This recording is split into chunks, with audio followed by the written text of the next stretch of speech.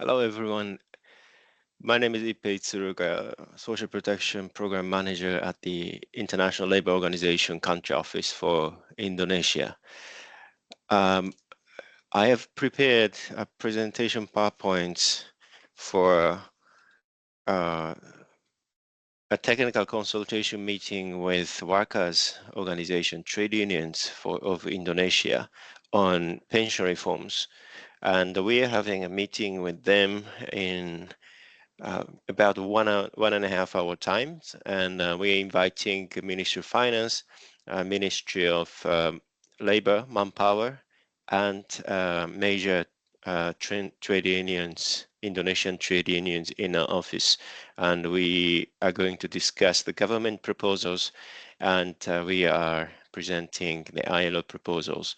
And of course, we will hear from the Ministry of Labor, Manpower, their preference options, and we will also discuss workers' opinions and positions. So I wanted to record this video as part of, let's say just for the recording purpose, and I want to share the video with more people who may be interested in the content and what kind of pension reforms going on here, and which parties are taking what kind of positions. Let me share my screen.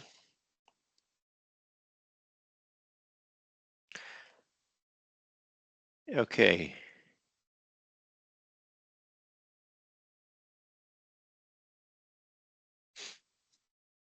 I would like to start by informal conversation, informal topic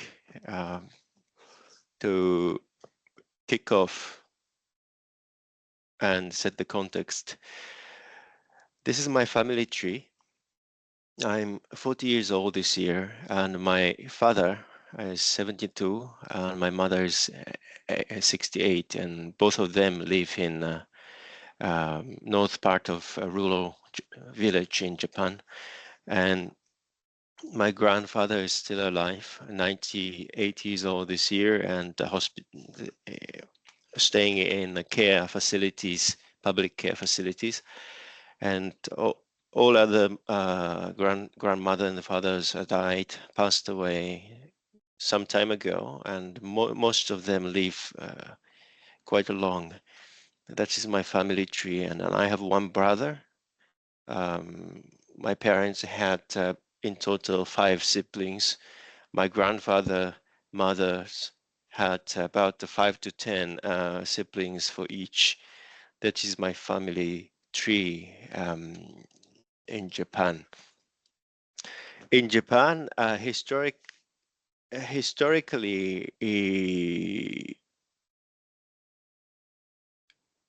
the Japanese economy experienced quite a similar pathways that Indonesian economies is currently experiencing, in my view. For example, in my family context, my parents started their career in late or middle 1970s, and then they retired in 2000s. When they started working, their initial wage salary was about 4 million rupiah, about $400 per month. When they retired, their salary increased to 40 million or $4,000, 4 million rupiah. And during their career, the Japanese economy experienced extremely high growth in late 80s, 90s. And when they retired, the economic boom was over. During that time, many people in Japan, including my parents, thought it would be the best to work hard and then earn wages and save in the bank so that they could enjoy that really high interest rate, 5 to 10%, so they could gain and accumulate interest in their savings. What about my generation? My brother is a pharmacist in the hospital, quite a good job. And when he and I started our careers in 2010, around 2010, our wages salary was about 20 million rupiah, or $2,000. And average salaried workers like my brother will end up most likely around 40 million rupiah or 4,000 rupiah. And interest rates is more or less 0%. That is the difference in different generations in Japan, my parent generations and our generations. And my brother and I are clearly in the sandwich generations, and my parents enjoyed the economic booms, or my grandfather's generation enjoyed more higher growth.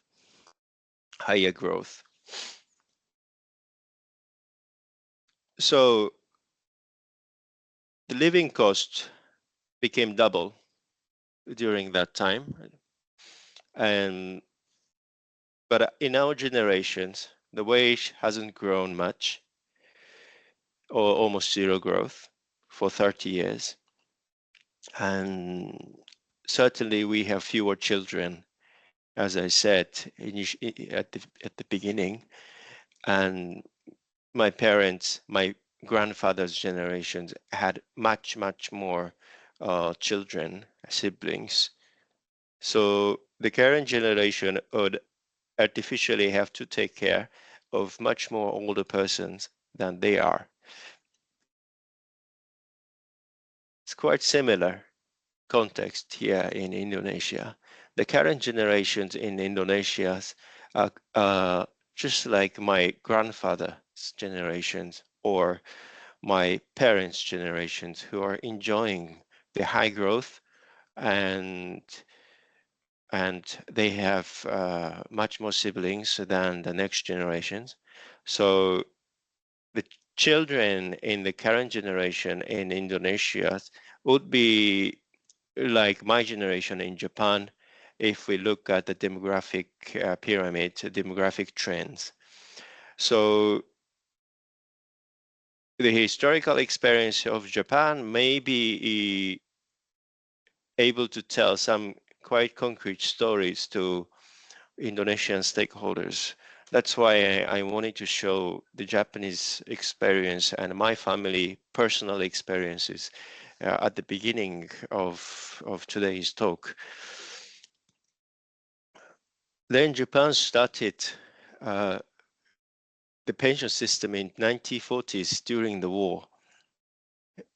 At the beginning, it started by the seamen and extended coverage to blue-collar men, and thereafter blue-collar women and office workers. Of course, during the war, the government may had other intention to collect more revenue, but anyway, the Japan started the pension coverage by gradually extending among wage workers in 1940s. After the war, in 1960s, the Japanese government started the national pension system to cover self-employed workers. So that is a universal pension scheme to mandate all citizens to participate in the contributory, half subsidized pension system when they become age 20. So this is the mandatory for all citizens of Japan. And at that time, my grandfather was age 30, and he was self-employed farmers in a rural village in north part of Japan. And the income was, of course, very low, but he was participating in these schemes. Um, he also received the transitional schemes because he was age 30, so he missed the 10 years opportunities to contribute to the pension system. So he received the transitional measures. So the government fully subsidized to cover the gap period. So currently he's in the care facilities, but he receives the full pensions from the national pension system. The amount is about $8,000 or 80 million Indonesian rupiah, divided by 12 months. So it'll be around $600 or 6 million Indonesian rupiah per month. So, and then he's paying facility fees himself and, so on. So he was self-employed farmers, and the traditional measure covered him by tax base. So, and 60 years later, he's still receiving full pension from this scheme. Indonesia doesn't have such a scheme, and we think Indonesia need to establish such schemes to cover all citizens in Indonesia anytime soon. Otherwise, children today will have to pay all the burdens that mothers, fathers, and grandfathers and mothers, um, you know, uh, cannot pay today because there are not schemes available.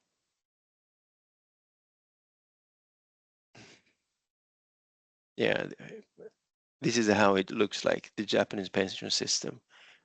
3 layers, mandatory national pension system for all citizens, including housewives and self-employed. If you were employees in the companies, you have second layers, mandatory. If you're self-employed farmers, you still have another one to achieve higher benefits. If you would like to have more benefits, pension in the future, you could top up DC, defined contribution pensions. So there are a lot of different options depending on your employment status. But at least the national pension system, the first floor or floor 0, will guarantee all citizens to have a basic minimum earnings every month after retirement. Here is the very common questions or no comments from we often receive from trade unions. My children will take care of me in Indonesia, but it clearly will not happen. Indonesia is aging rapidly at the highest pace in the world history. In 2020, there are 6 working age populations to artificially support one older citizens. In 2050, the ratio will go down from 6 to 3, and 3 people will have to pay the burdens of one older persons. This is the results of our actuarial projections, and there are 27 million older persons today, and that number will grow up to 70 million in 30 years' time. The working age population will not grow much, and that will even start to decrease after 2060. It clearly shows the demographic bonus will come to end anytime soon, and this is the moment Indonesia will start to create the resource by collecting tax or collecting contributions and also establish the universal pension system. If we look at the overall picture of Southeast Asia,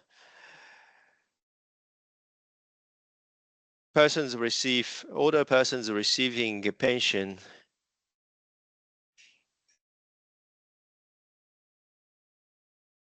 show quite shocking trends for Indonesian people.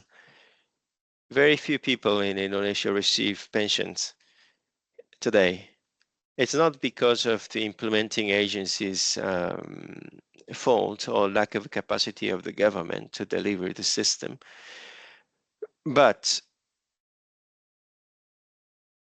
the pension system matters. The pension system creates such a trend.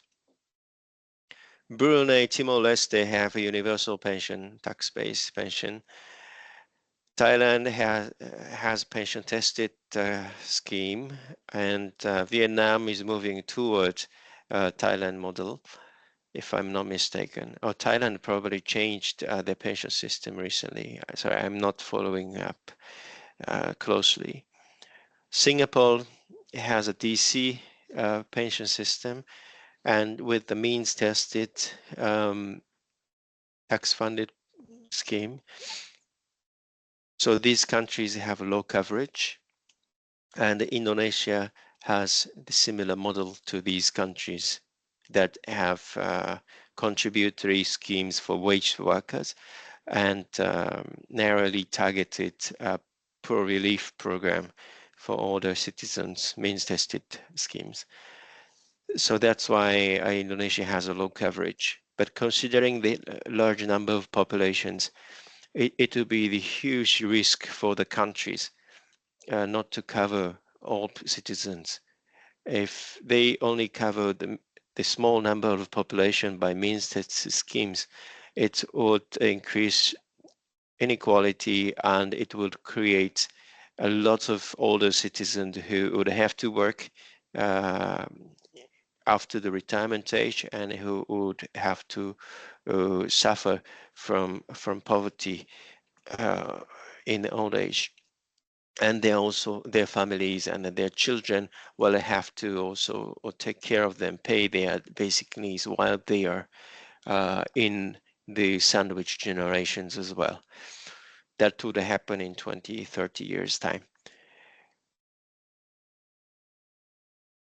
Among working age populations, only 21 million workers are currently actively paying contributions to the public social security schemes for pensions. Taspen is for a civil servant. Asabri is for the police officers, military personnel, military soldiers, personnel. And JP, Jaminan Pension, is for private sector employees. DB and JHT, JHT, Jamina Haritoa, is for private sector employees. That is a defined contribution scheme. And yeah, for self-employed, non-wage workers and employers, they are allowed to participate in JHT, defined contribution scheme, on a voluntary basis, but as it allows people to withdraw money from their individual saving account anytime when they lose job, most people withdraw the savings when they leave the job or when they do job hopping. So the coverage is extremely low. 600,000 people are actively paying contributions. And when I say housekeeping, that is the word used by the statistics office, but that simply means housewives and house husbands. There are 27 million housewives in this country, 2 million house husbands. They do not have any pension schemes. They are not allowed to participate in any social security pension system. So there are a lot of coverage issues. Among private sector employees, large and medium enterprises are mandated to participate in Jaminan pension, DB pension scheme. while large, medium, and small-sized enterprises are mandated to participate in a JHATE, defined contribution scheme. The rest of employees can participate in these schemes on a voluntary basis, but very few employers may agree to pay additional contributions to let their employee participate in such schemes. So employees in smaller firms are often excluded from the pension schemes because of these voluntary arrangements. And non-wage workers do not have any chance to participate in a DB pension scheme. So they can simply save either in the bank, private bank account, or Jaminan Haritor, DC, defined contribution individual saving account that had slightly better interest rate than private bank. That is only the options that majority of workers in these countries can participate in. Trade unions often tell us, but we cannot pay more contribution. We cannot afford to contribute more to the pensions system.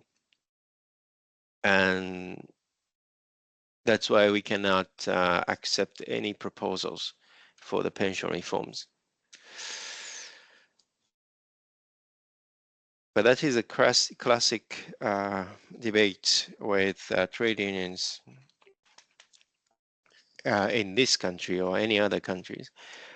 But if you look at the regional trend, the Indonesian people are paying the lowest contribution rates among any other countries. Singapore's 37%, Malaysia's 24%, Vietnam 22%, Japan 18.3 plus flat national pension contribution, Brunei 17%. Indonesia people are paying 5.7% only. So of course we need to consider the tax burden on the people, but if you only look at this social security contributions, more target that will be used for more targeted purposes, and they would people will definitely receive pensions in the future. But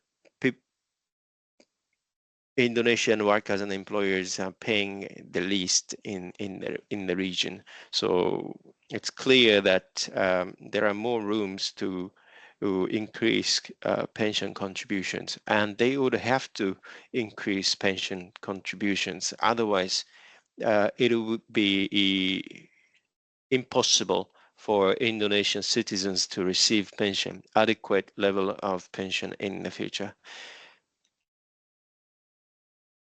It will not happen paying less and gaining more. It will not happen. So either Indonesian stakeholders need to agree on either to increase tax like North Europe, Scandinavian countries, or to increase contributions to pension schemes. Otherwise, they would have no good futures after their retirement. The current system of Indonesia looks like this.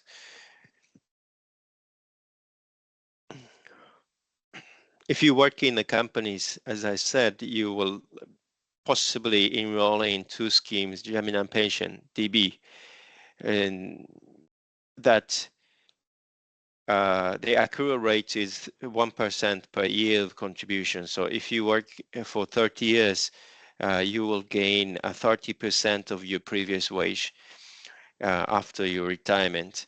And the retirement age is I think 58 this year, and that is gradually increased to 65 by 2043. That has been stipulated in the regulation, and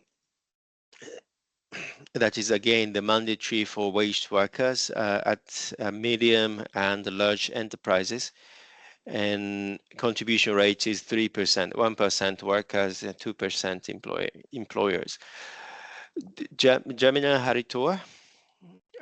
Oh, sorry. By the way, 30% of previous earnings after 30 years of contributions are below the ILO or International Social Security Standards, Convention 102, 1952. So the Jaminan pension alone cannot achieve the international minimum standard on pension. So then the Jaminan Haritoa defined contribution individual saving account again is mandatory for wage workers at small to large enterprises. The size of enterprises are defined by that separate law and regulations based on the size of a capital and the size of salary, I think, if I remember correctly. It's not the number of employees. So that also makes Social Security inspectors and labor inspectors difficult, identifying which size of enterprises they are when they visit their business facilities, because they cannot see the capital size when they visit, or they don't know the salary size when they visit. That's another issue, but I'm not going into detail about this topic. Yeah, the contribution rate is again 5.7%, 2.7, sorry, I forgot the ratio, 3.7 and 2, if I remember correctly, the division. And the saving amount plus interest rates will be paid out or can be withdrawn after the retirement. But as I said, many workers will withdraw during their career when they resign or when they are dismissed from the current job. They can withdraw the full amount. And if they identify as a poor household, they could possibly receive a very small amount of the cash transfers from social assistance program, PKH, Family Hope Program. If they have older citizens in their poor families, they could have a small top-ups. That is the design of the means-tested, tax-funded pension scheme here.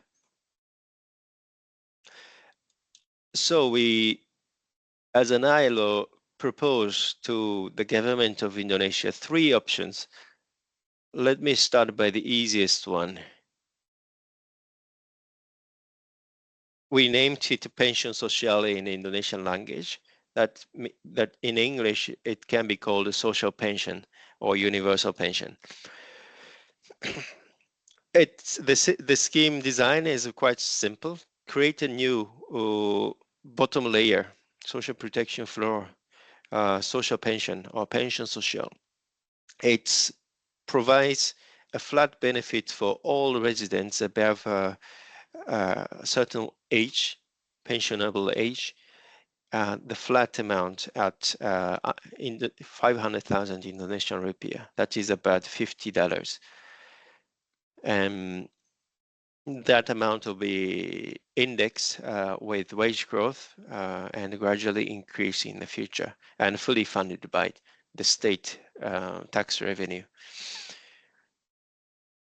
$500,000 is about around the same level as poverty line.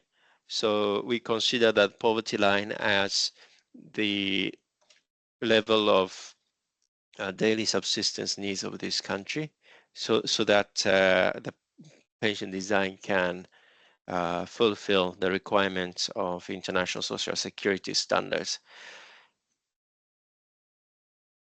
And then the reform of the existing pension layers if you look at the jaminan pension, DB pension, we propose to increase the accrual rates from 1% to 1.33%, so that it could achieve 40% replacement ratio after 30 years of contributions, and extend the mandatory coverage to all wage workers, not only large and medium enterprises.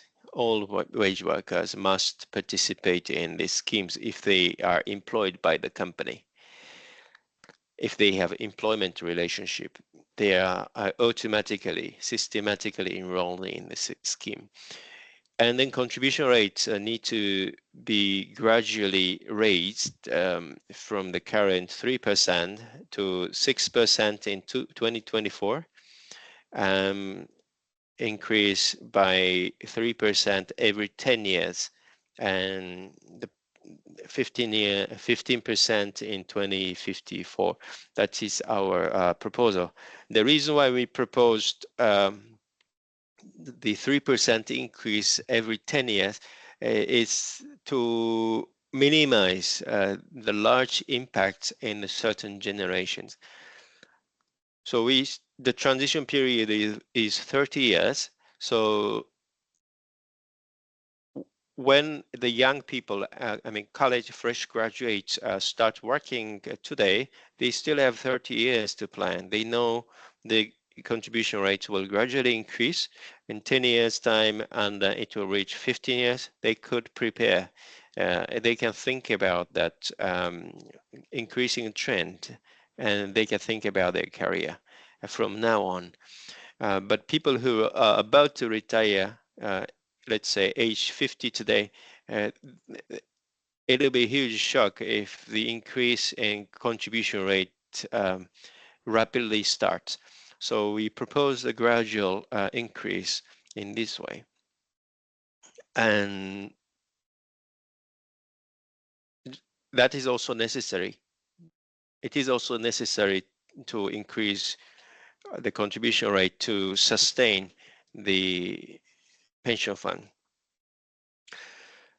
The Jaminan Haritoa can be voluntary. That is actually my proposal among my team, because workers and employers always tell us the contribution burden shouldn't be much.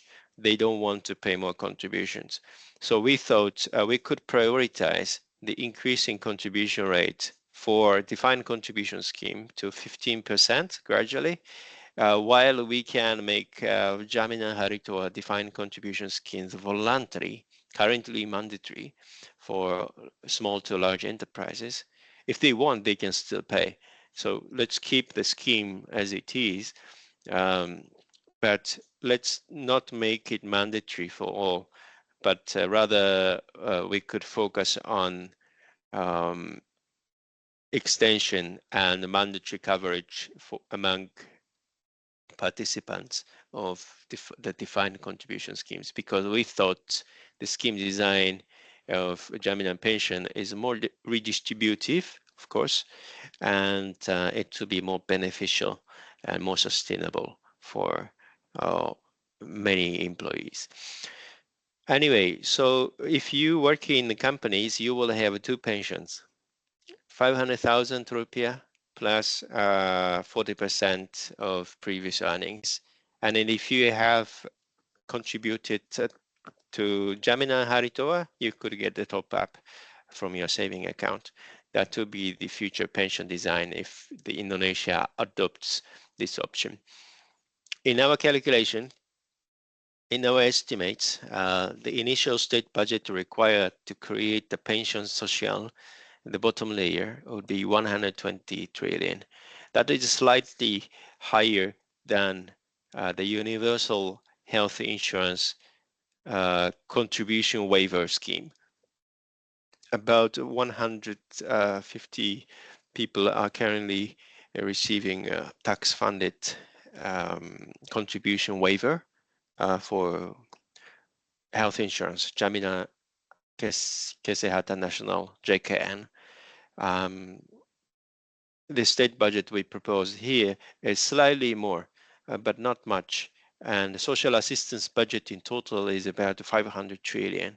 So we thought that that would be possible by reprioritizing the government social assistance program.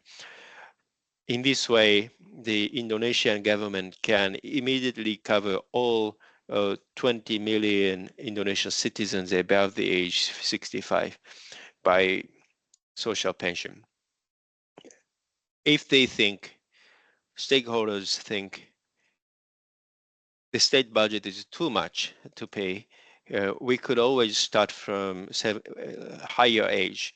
So if we start such a scheme by at the age 75 and gradually reduce to 65, the initial cost would be 36 trillion, which is about a half the national state budget that the government is spending for means-tested poor relief program, PKH. So that's a good deal in our view, in my view. And 6 million older persons will be covered immediately. We have more detailed calculation.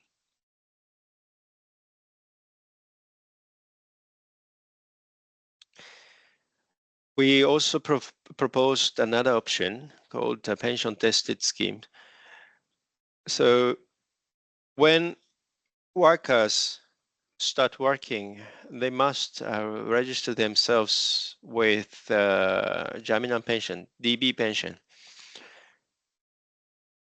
So our proposal is to extend the mandatory coverage of these schemes to all Indonesian workers, including both waged earners and non-waged earners, self-employed. Mandatory for all. And if they register, and then again, we need to increase the accrual rate to 40%, replacement rate will be 40% after 30 years of contribution, and contribution rates again need to be increased. So these are the same, but only the difference is the coverage. We must extend coverage, mandatory coverage to all workers in Indonesia. And if when they retire, if their earnings, if their pension is too small, I mean, much smaller than the 13th threshold, tax-funded pension-tested scheme will pay at least 500,000 Indonesian rupiah, $50. If their pension is higher than that, they will receive a pension from Jaminan Pension Fund. So this scheme will benefit, of course, low earners and the people with shorter career. So they may have a smaller contribution base, or they have a short careers to achieve a high pension. So they could possibly receive pension-tested pension from tax base. So that's why we call it pension-tested, because the schemes simply test whether people have enough pension or not. Certainly, the Jaminan pension has its own minimum pension.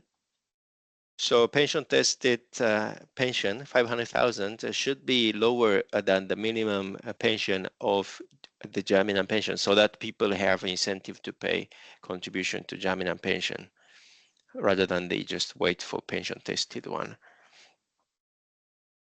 The initial cost will be the same, 120 trillion from the state budget. But that amount to be rapidly reduced after the certain years, because we expect, the most people will have Jaminan pension in the future.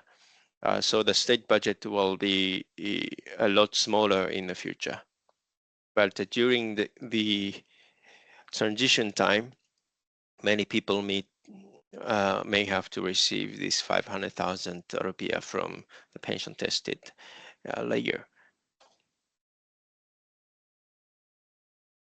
So this will be the evolution. I think after 2060 or 2070, the cost of states will be nearly zero in our calculation. This is for pension. This is for universal pension, social pension. So social pension option will require the state to continue paying, higher and higher tax in the future, while pension tested option will reduce state expenditures in the future. Sorry, I didn't show after 2060, but that would clearly show the difference in the state tax injection. The last option we proposed was pension national. It's adopted, the model is adopted from the Japanese pension system, national pension system. Pension national or national pension, the national pension is a defined benefit schemes financed by contributions and state budget. The role of the states is to provide benefit subsidies, so the states will cover 50% of pension expenditure each year. In this way, the states can play the role of de facto employers. Shared costs of the schemes between citizens, residents, and the state. So conceptually, self-employed people or house husbands don't have employers, and then they would have to pay a lot of burdens, a lot of contributions. But in this scheme, the state would act as a de facto employers, so share the costs. And the costs, the state tax comes from earmarked tax when the government increased the consumption tax long ago. So the government collects tax from all the residents, and then they use tax funds to cover half the costs of this scheme. Workers, colleagues told us 500,000 rupiah, $50 is not enough from the previous options. And we thought, okay, we need to probably boost the pension amount. But the government wouldn't be able to spend more tax because the current required state expenditure would be high enough for them, 120. That is our estimate, 120 trillion. If the workers want make it double, then the state budget need to be double. That would be not really realistic, and the government may not be able to accept such an option. So we came up with the Japanese model. All citizens in Indonesia would have to pay contributions when they become adults. When they become age 20, they would have to start contributing to the pension national. Contribution amount is a fixed amount at the 300,000 rupiah.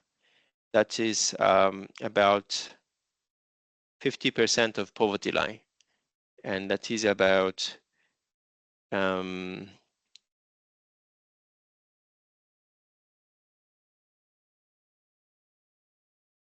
10% of the minimum wage, 10% of minimum wage on average.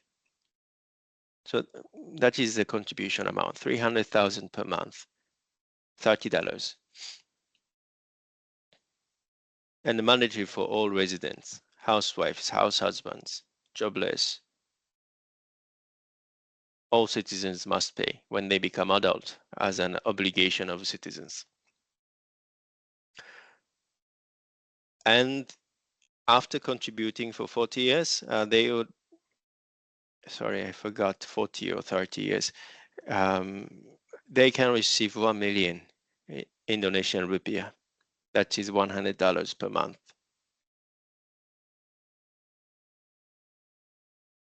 And if you work in the companies, of course, you are still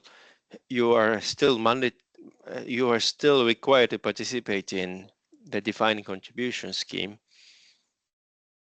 We didn't suggest change the accrual rate because if we increase accrual rate, the contribution rates need to be increased again to 15%. So we kept it 30 at the level, in the current level, 1% each year. So it makes 30% after 30 years contribution. But to maintain the financial sustainability, the government still need to increase the contribution rate gradually by 1% instead of 3% every 3 years to achieve 8%.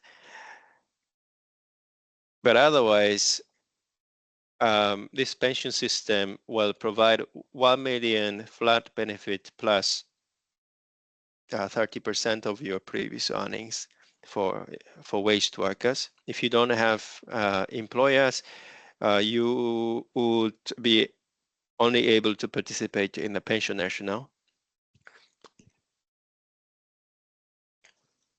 And the voluntary for Jaminan Hari Tua to maintain the level of total global contribution rates for workers and employees. Here's your calculations. We considered the transition measures. That's why the state budget required in the initial years. But if the government doesn't want to provide the transitional measures, the initial costs of the government will be more or less zero or very low, minimal, because there are very few pensioners today. And yeah, but if you remember